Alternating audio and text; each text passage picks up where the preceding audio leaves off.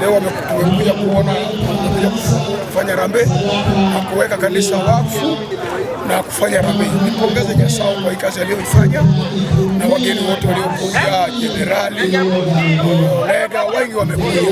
Na mimi nasema watu wa Mungu tuendelee kumtumikia Mungu, tusiache.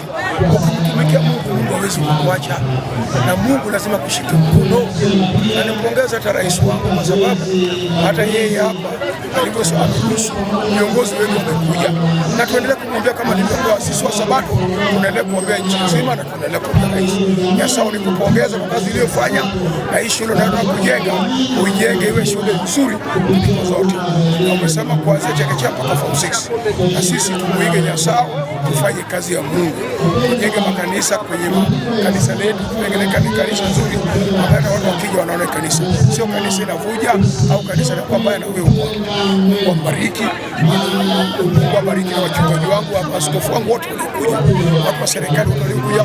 Mungu ambariki na mkuu wa mkoa, Mungu aendelee kumsimamia. Asanteni sana, nasema wote mliokuja, Mungu abariki. Utakaporudi kila mmoja, Mungu amuongoze kwa jina la Yesu Kristo.